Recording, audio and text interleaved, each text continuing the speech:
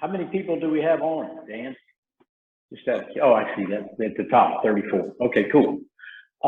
Hey, it's a pleasure to join y'all today. A little bit about myself. I live in Colorado on a high country cattle ranch that the bank owns and let me stay there as long as I make the mortgage payment, which is fun. It's a fun money pit. My background is primarily beef cattle. My first gig out of grad school was beef cattle extension and research at Colorado State University. And then I got into agribusiness and now consulting, have been consulting for about the last 10 years.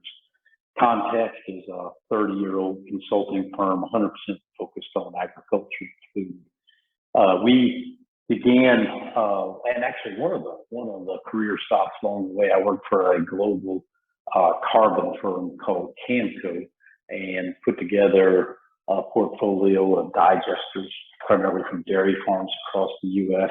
that generated carbon credits, but did a lot of other ag-focused climate change and carbon work, which sort of led to the work that we've done recently, which was about 6 months ago.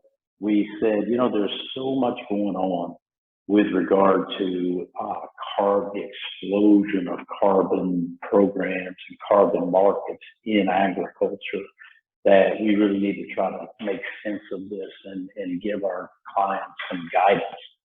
So we began researching this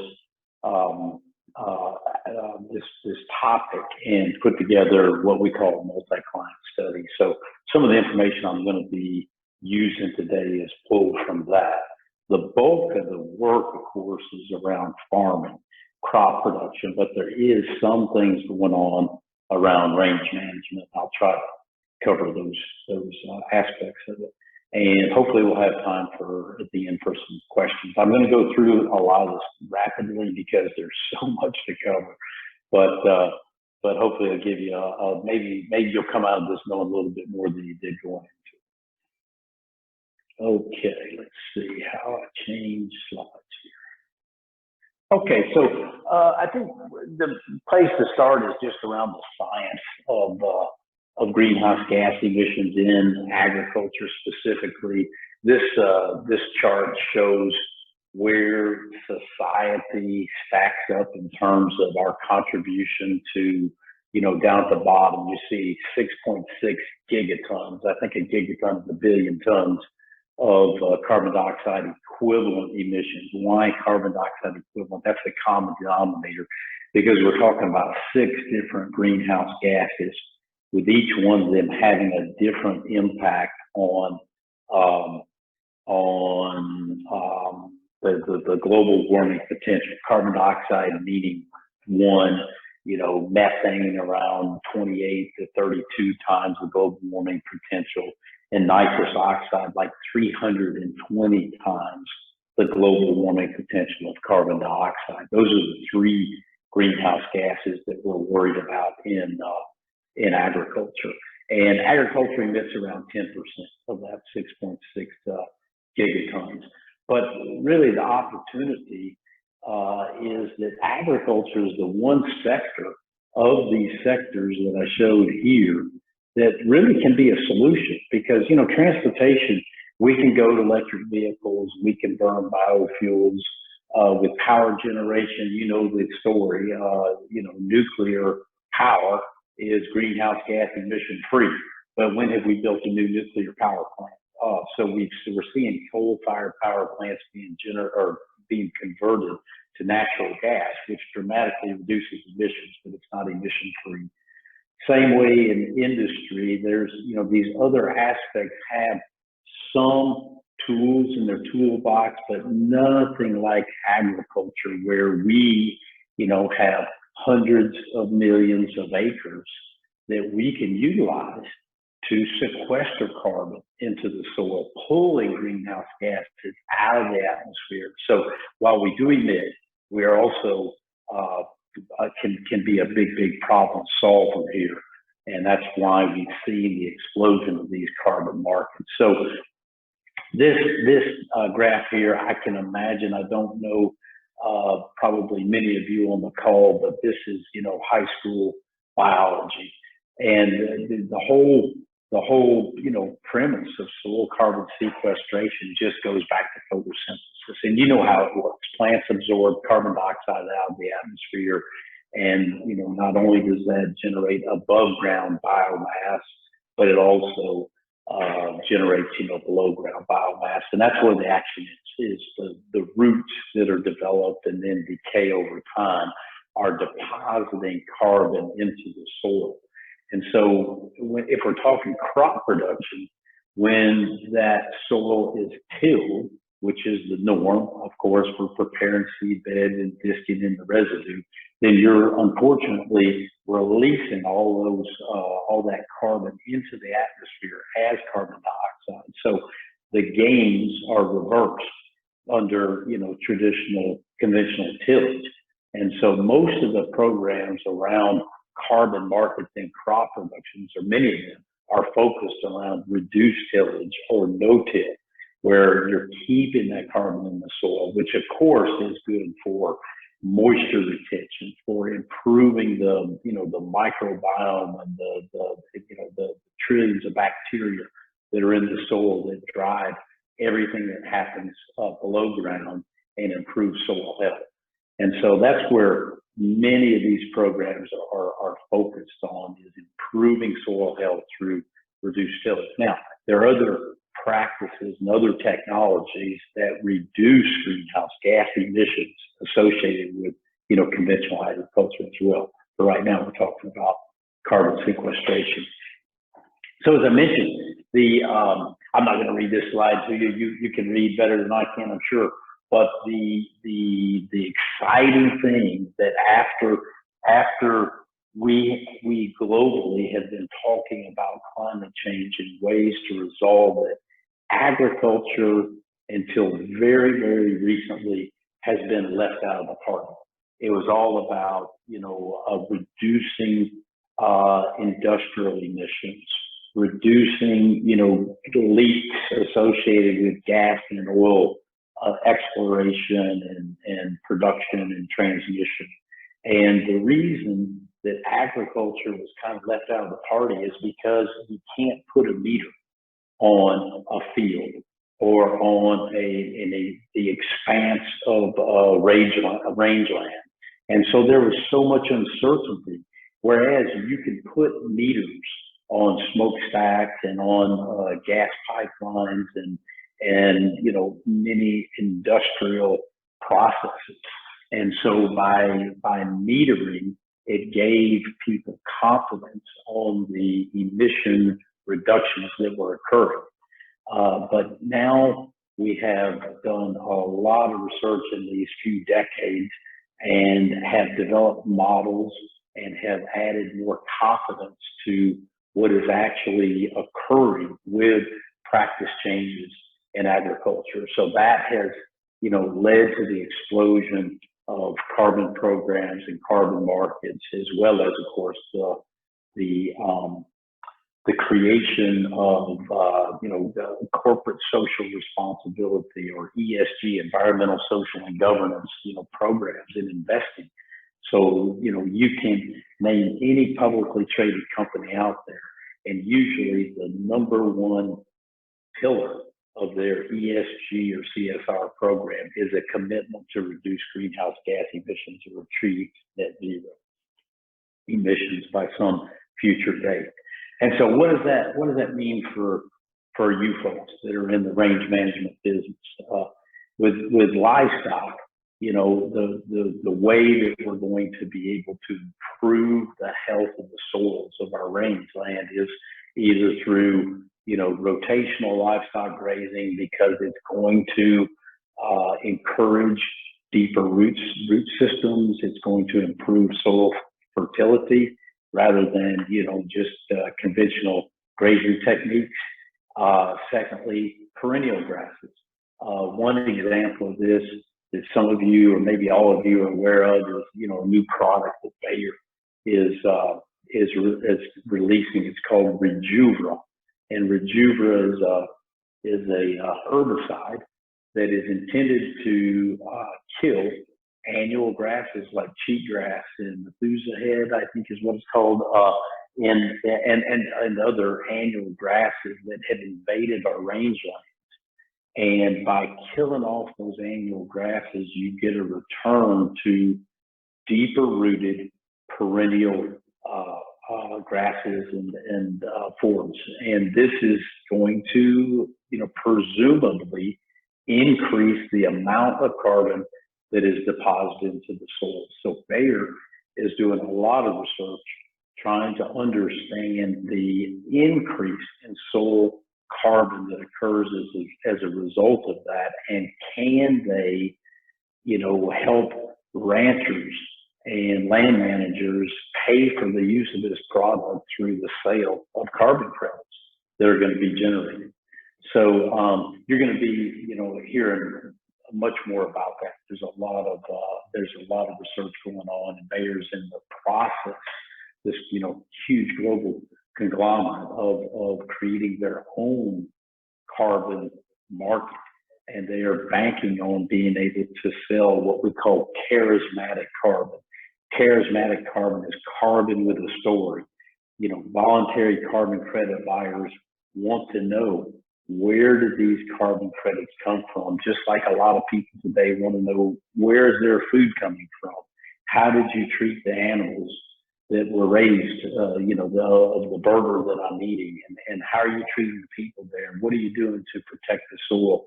And what are you doing to improve the quality of the air and water and so on? And so Bayer is working very hard to create a carbon market for the sale of charismatic carbon, not only associated with rangeland, of course, but primarily crop production techniques, which is their bigger market. And then another way this could impact your work in the future is the generation of carbon credits by avoiding the conversion of grasslands, rangeland, into crop production, or even, residential or commercial development. We know that when you disturb the soil of pasture land, rangeland, you are going to dramatically increase the release of greenhouse gases. And so by avoiding that, there are ways using satellite imagery to determine how much conversion of cropland or rangeland, in this case grasslands, has occurred, and how much is likely to occur. So if a land manager or a rancher can, get into a program, and there are protocols out there. You see at the bottom of the slide, 3 different registries offer protocols. The protocol is basically a rule book for determining how much greenhouse gases can be avoided by not converting this rangeland or grassland into cropland or some other form of development. And carbon credits are created and then sold based on that. I know it's kind of a hard concept to understand, but that is happening today. So a little bit now about the policy. What is driving this? This slide is complicated. We're not going to spend much time here, but you've all heard about all these things over the last few decades. And this is what is, the global science community has rallied for decades around this, that climate change is occurring. And we humans are the primary reason for that, and we've got to do something about it. And so these policy initiatives globally have driven a lot of the action. What does that mean for the United States? Really, here in the middle of the slide, the only state that a long time ago got engaged in cap and trade, basically putting a limit on how much emissions occur from the regulated entities, which is roughly 550 manufacturing plants or power plants or any entity that's emitting over 10,000 tons of carbon dioxide equivalent of greenhouse gases on an annual basis. Those entities have very strict rules of how much they can emit going forward, and it's less and less and less, and will get down to basically zero 50 years in the future. And so they must comply with these regulations, or they will be put out of business. And so you do that through what's called the cap and trade system, or government created market for allowances and for carbon credits. And the California Air Resources Board is the EnviroCop, or the scorekeeper, if you will. So the types of markets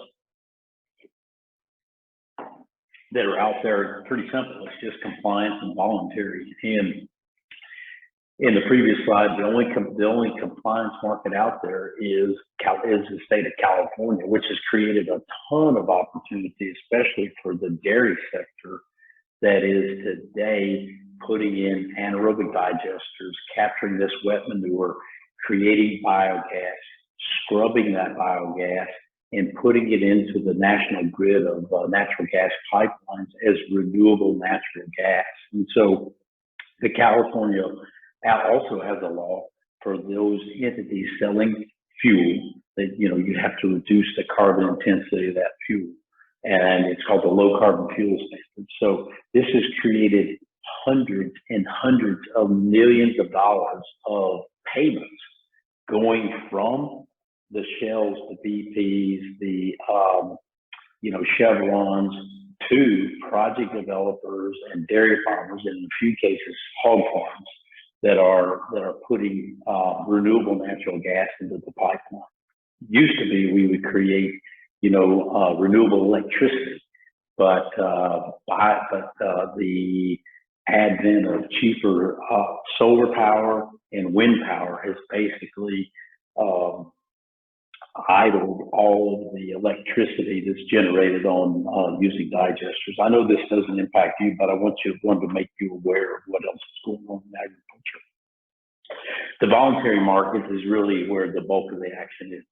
And I talked earlier about all the commitments that are being made by corporations. And so they are, through these commitments, they have to, reduce their emissions or purchase offsets. And so the currency here is a carbon credit.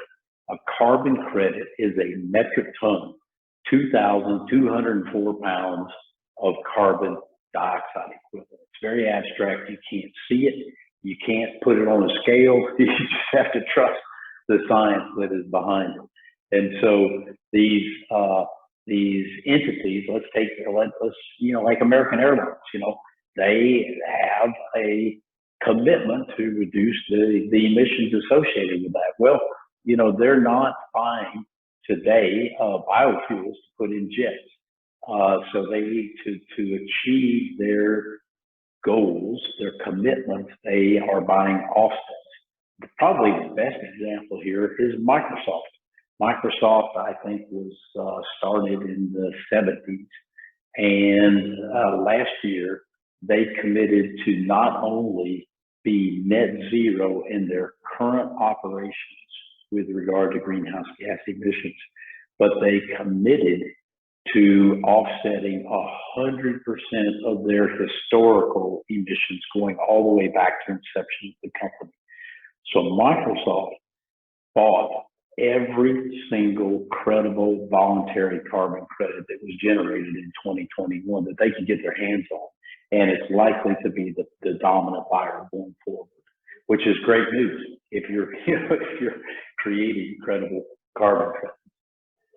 Danny, you still with me? I just want to make pause and make sure that everybody can hear me and that y'all can see the slide. Yep, slides look great. I can hear you good. Hopefully everyone else can too. Okay. All right, cool. All right, so I sometimes get ahead of myself, and I've done that here. Basically, we talk about greenhouse gas emissions in terms of scope 1, 2, or 3. Scope 1 are those direct emissions, meaning if a plant has a boiler on site to create hot water or steam or something, then they're going to be burning natural gas and the emissions from the burning of that natural gas, there's going to be a smokestack there where those emissions come off. Those are scope 1 emissions. Scope 2 emissions are that same plant is going to be using a lot of electricity.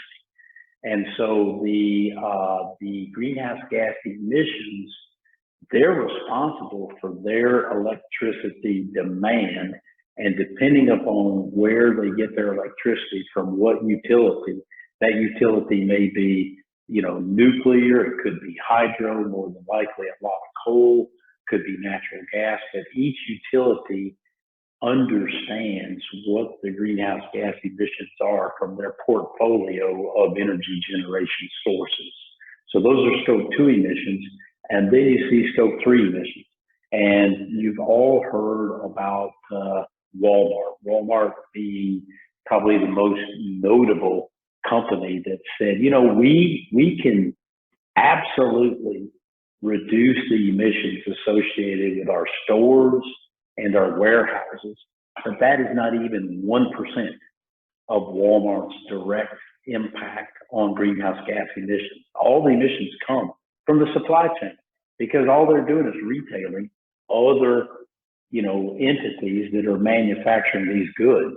And so that's where 99% of the emissions are. And so they announced this gigaton challenge to reduce by, I think, 2030, the greenhouse gas emissions in their supply chain by 1 billion metric tons, a gigaton.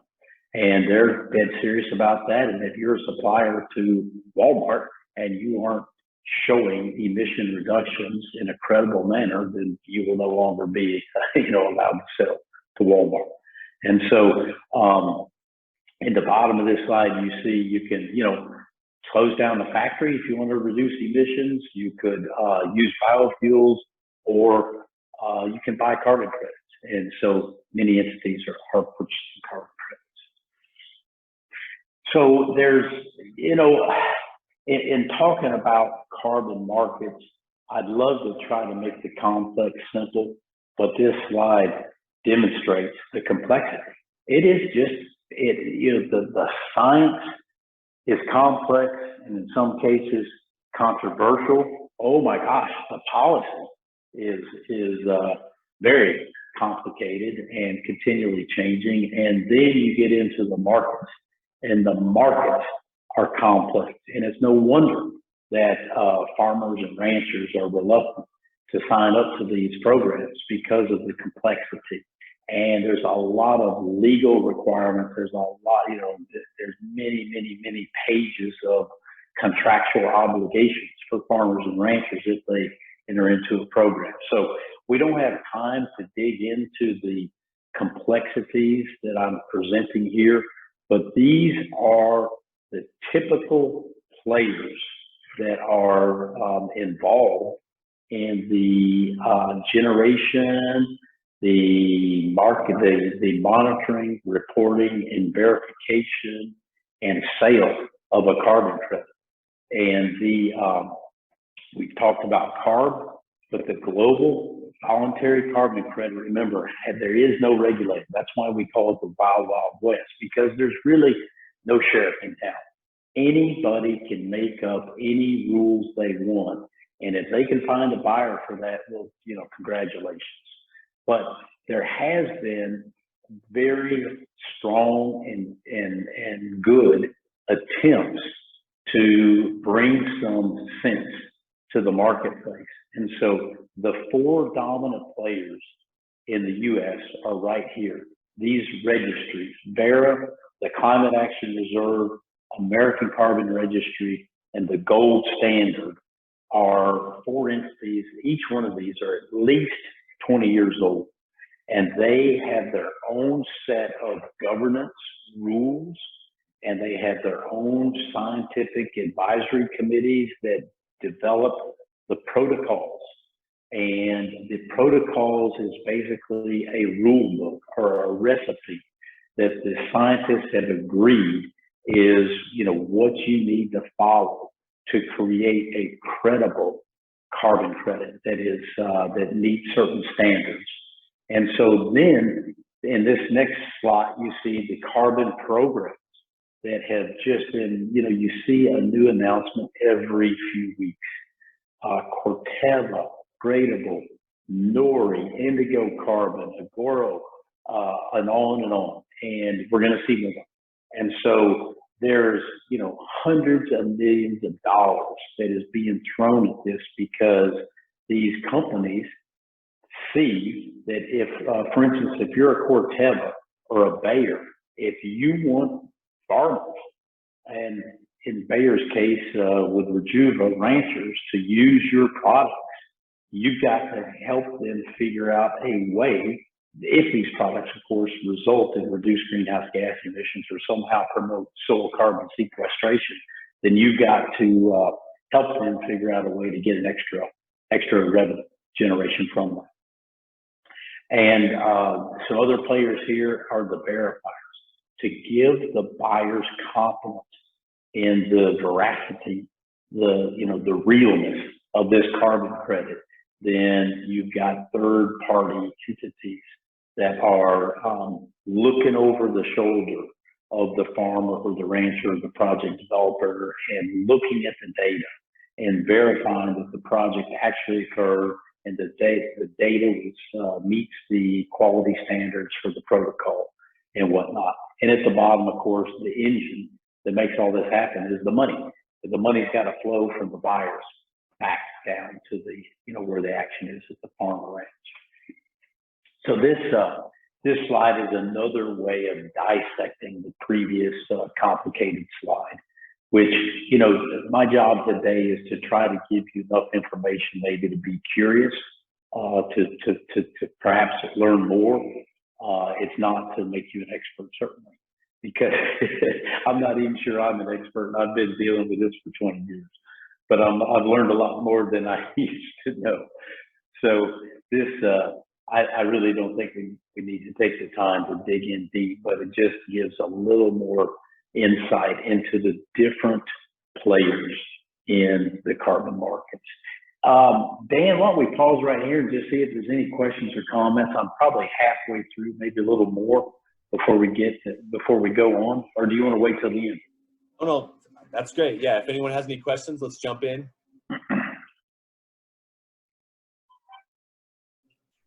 I have a quick question. Yeah. So there's two scenarios, like say you've got cheatgrass landscape habitat and you're going to convert it to perennial grass, or the vice versa, you're going to ensure that the perennial grass does not convert to annual grass. Would those be sort of equal credits, or how are those viewed? And also on the first example, how would you ensure over time that your perennial grass conversion from annual grass is going to remain perennial grass? Because it is sometimes very difficult, it's very risky, things. What happened, what is going on today? How much carbon is in the soil of that rangeland today?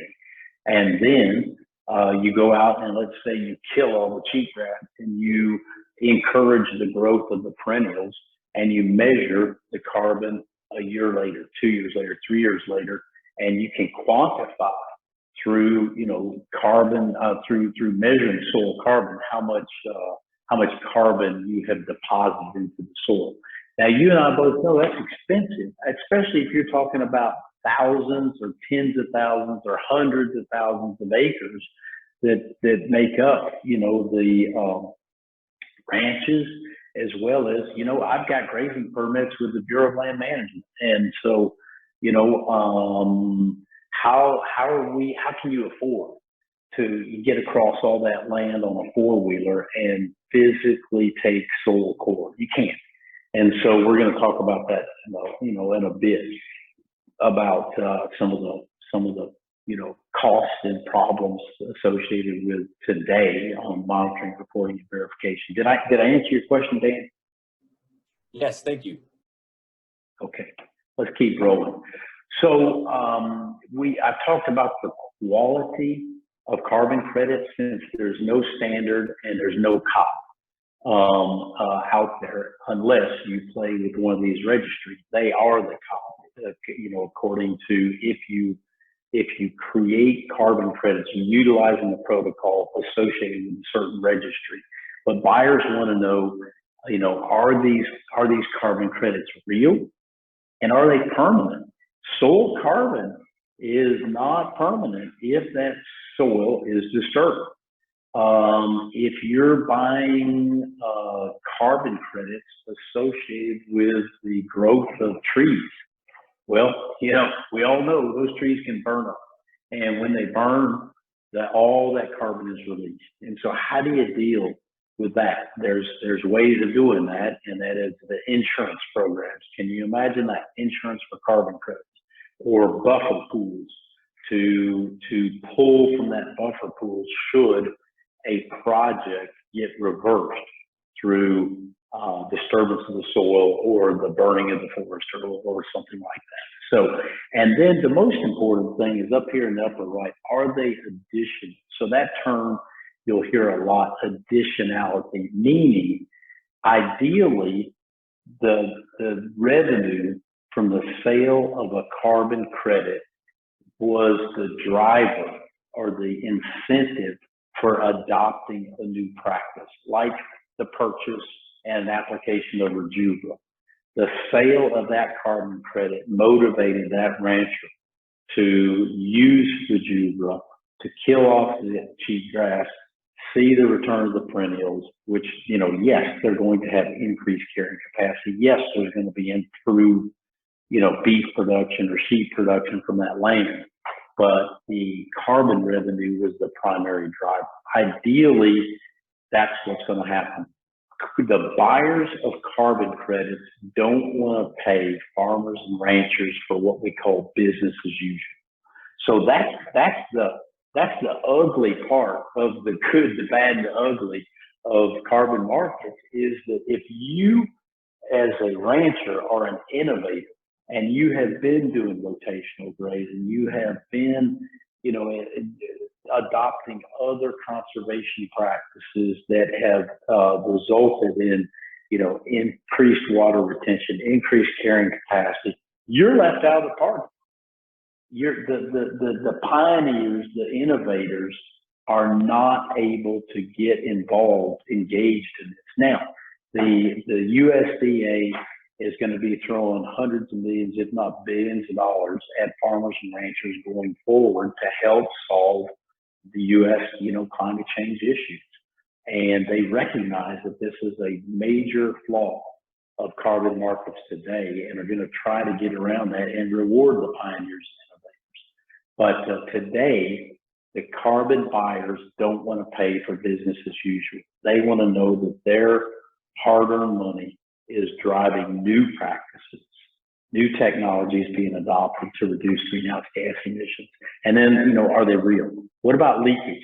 Leakage is not something that we worry much about in the U.S., but in countries like Brazil, leakage means that, okay, if I adopt a practice on this land, is that just going to incentivize, like let's say I go to no-till and my production is reduced in the first year, 1, 2, or 3 of that. Well, then what could happen is that same farmer then just goes down, cuts down some more acreage of the rainforest to bring their production back up where it was. That's one example of leakage. But in the U.S., we're not cutting down forests to grow crops or to create grasslands or rangeland for cattle grazing. It's not a big deal here. Okay, so monitoring, reporting, and verification is a very important piece of developing, credible carbon credits. And so the issue when you're in the range business is how are we going to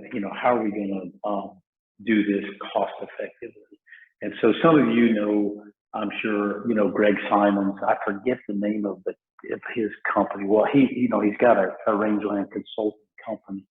But he and another guy have been working very hard to try and create affordable systems for monitoring rangeland health and gauging the increase in soil organic carbon. And they have done studies and they've got contracts today with the Forest Service, BLM, several universities, USDA, um, to deploy this technology.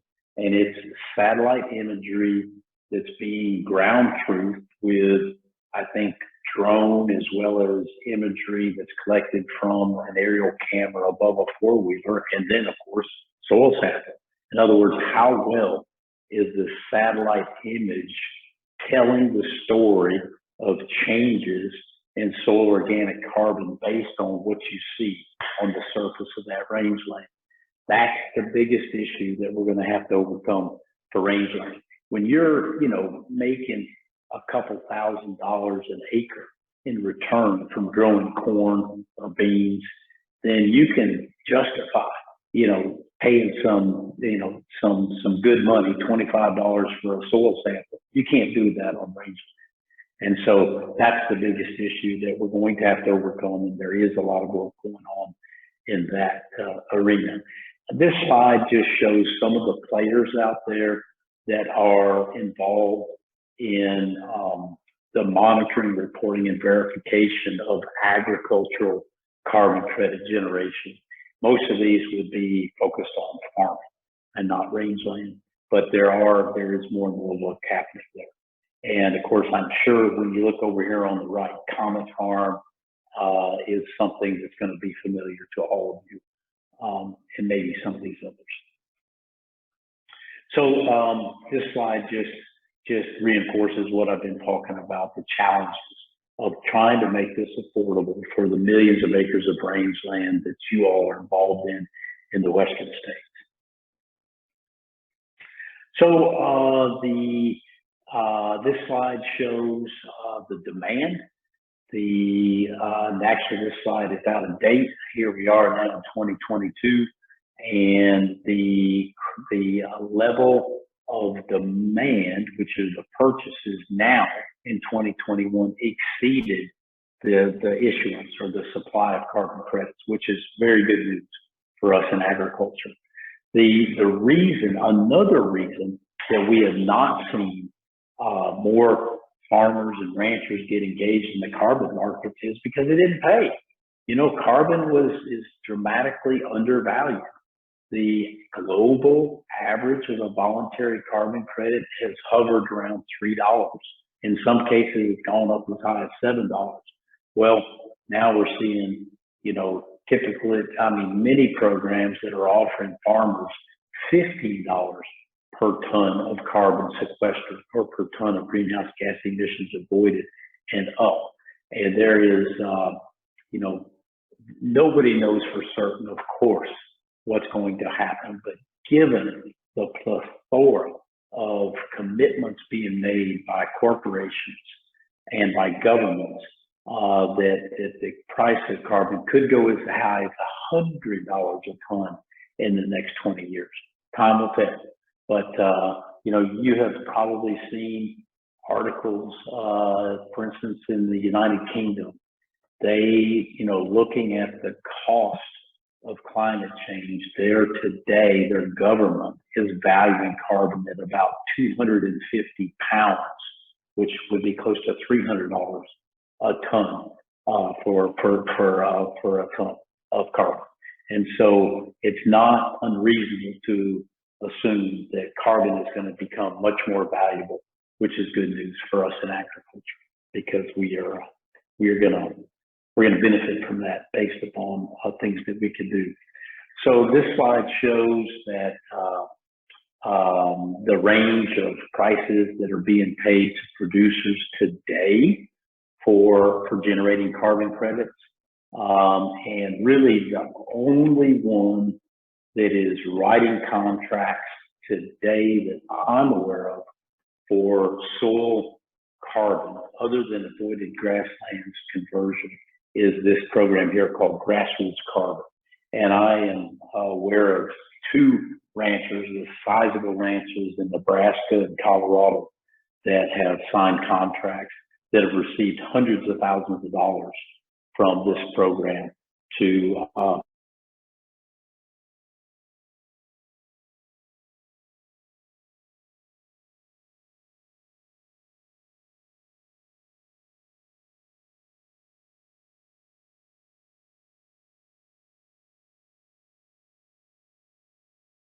I can't imagine that buyers are going to be happy paying ranchers to keep on doing what you've always been doing. But that's the way the contract reads because I've read their contract. In this case, this is just a few more examples of this. Now, I love at the end of this presentation, which is coming shortly here if anybody else has experience with this program called Grassroots Carbon. But Grassroots Carbon is going to do the hard work, ranging and paying for the soil sampling. Of course, they're going to take that out of the payment made to you, but they're the ones that are doing the logistics, finding the buyers and selling the carbon credits, and they're paying the producers up front for at least a year of what they think are the carbon credits that are represent what the carbon that's in the soil below those rangelands. Here's a few more details around the program. They're using a software program called Pasture Map. I have not had any experience with Pasture Map. Maybe somebody else has. And they are actually, rather than doing satellite imagery, they're actually doing soil sampling. The contract is for 10 years. As I stated, with some skepticism, I hope they're around 10 years from now. We'll see. And then you see some of the eligibility requirements over here. So I think previously I said that, there's a lot of skepticism out there, and this slide just gives emphasis to that. This study done by Purdue in 2021 said that in spite of, 40% of the farmers, several hundred farmers that they surveyed, 40% were aware of carbon programs. I'm sure it's much higher than that now. Only 7% have engaged in discussion, and 1% of the several hundred farmers that they talked to have signed a contract. And I suspect for ranchers, it's far less than 1%. Maybe none of us. I mean, I know of a couple, but maybe you don't know of any rancher that is engaged in any carbon markets because the opportunities are not nearly as great for ranching as they are for farming. I think this is that's the last slide I have here is on enteric emissions. And I know that what does enteric emissions and methane have to do with rangeland management? Not a lot, except that, you're probably not going to be engaged in rangeland management if there weren't for ruminants like cattle and sheep. And so another big focus of the carbon markets is reducing. Of course, one huge factor that makes up the environmental footprint of beef and sheep production is the enteric emission, the burping of methane associated with the digestion in the rumen of these low quality feedstuffs. And so there are solutions out there. The most effective is this one right here called 3-NOP, or the trade name is called Bovaer. It's just been approved for use by beef and dairy and sheep in Brazil and I believe Chile. And it's a long, torrid path to approval in the U.S. It is not approved for use in the U.S., but it will reduce by at least 30% the enteric emissions of methane from beef and dairy cattle, which means at least a ton to a ton and a half of reduced carbon dioxide equivalent. So like 1 to 1.5, 1 to 1.5 carbon credits that you could generate per cow per year from the use of this product. This product goes into total mixed rations. We don't have total mixed rations for rangeland cattle and sheep, of course, but they are working feverishly on ways to get it into rangeland cattle through maybe the mineral mix, but that is some time off. But I've put it in here just so you have an awareness. You're going to be seeing and hearing more about this for dairy cattle and for feed-yard cattle, but it's going to be some time before it affects grazing cattle, in my opinion. So I know I've covered a lot in a little bit of time, but I want to leave some time for discussion here. Well, it looks like I'm out of time, Dan. We have time. We have a question session, lunch break. So we have time for questions. So I have a quick, Okay. I have a quick one from Tracy Shane asked, do you know how many new methane digesters are being installed in California? Yeah, I actually had a slide on it and I took it out. There are today around 300 digesters nationwide. And the cool thing is that if you're putting renewable natural gas into the pipeline in Vermont, you can theoretically wheel that gas to California, even though it doesn't physically happen, but you're reducing the energy from fossil fuels that go into the pipeline. And so that Vermont dairy farmer can contract with an entity in California that's, buying RNG. And of course, there are many, many cities in California have converted from gas and diesel to CNG or RNG for their fleets, garbage trucks and buses and so on. And so the explosion of digesters that's occurring is nationwide, certainly not just in California. And so right now we're aware of 41 new digesters. These are typically very large farms, mostly dairies, some hog farms, and we're going to see more. There's several, we're not even close to approaching, the potential that's out there with the, 9 million dairy cows, and we produce around 100 million hogs a year. And so we need wet manure to make these digesters work ideally. And so that leaves out feedlot manure typically, as well as poultry. But dairy and hogs, that's really good news. So I'm sorry, just to get my notes correct, if you don't mind, Garth, is you said over 300 are going in, but then you mentioned 41. No, yeah, sorry. There's 300 existing. If you go to there's 300 existing digesters. So the EPA actually has had for a couple decades now a division called AgStar. And so just Google EPA AgStar, and they have a current database of existing and planned digester projects. It's all voluntary reporting. There's nothing mandatory about it, but they work pretty hard to keep that database up to date and accurate.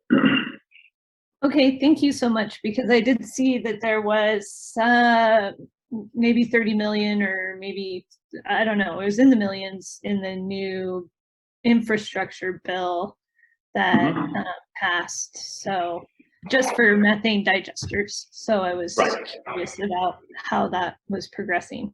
Thank you very much. Yeah, and I'm surprised that they're putting money in there because the law, the low carbon fuel standard is putting hundreds of millions of dollars out there. The demand's greater than the supply. Just to give you one quick economic example. So let's say natural gas, a decatherm of natural gas is worth about $4. That's coming from, fossil fuel, from conventional gas production.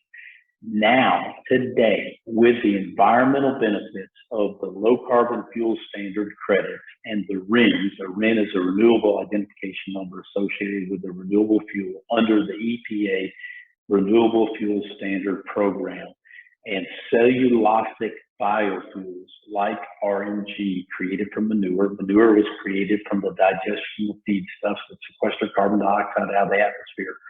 The bottom line is that natural gas with the environmental benefits is selling for about $90, over 20 some times the value of fossil fuel generated natural gas. There's a goal, Sean, for CNG created from manure.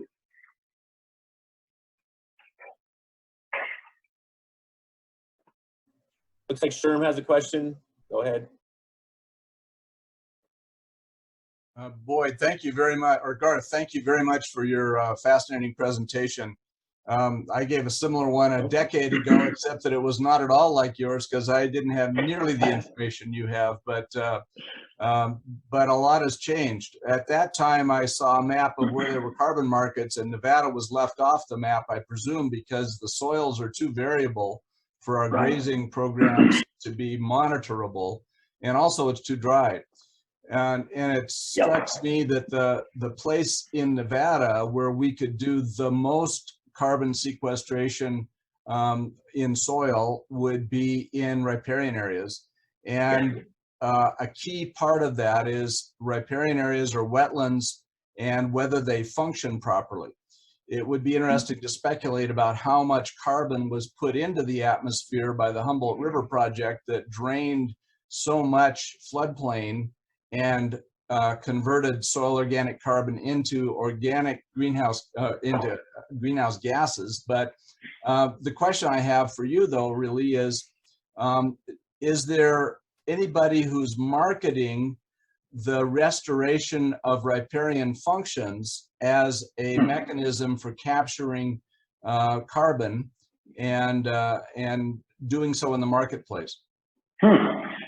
That's a great question, and you're dead right. I mean, without moisture, you're going to have a hard time increasing carbon in the soils. So I recognize a lot of what I'm saying here is frustrating, because Nevada is the toughest place in the country to generate soil carbon sequestration. But I also agree with you on those riparian areas.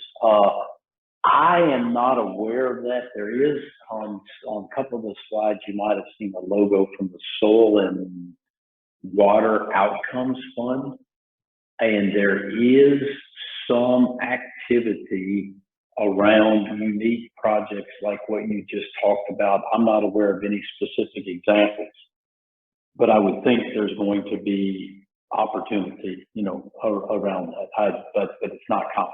No. Thank you very much. I'm sorry, I don't have a good answer to your slide. To your question, but it's just a gut instinct. But I really enjoyed your observations there.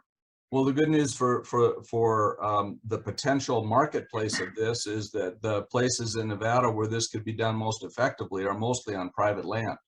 Most of Nevada is public land, but the places that people could afford to homestead or buy were so often the hay meadows and floodplains where there's enough moisture to actually store carbon. And historic practices did not do that, but future practices could. So maybe there's some potential there.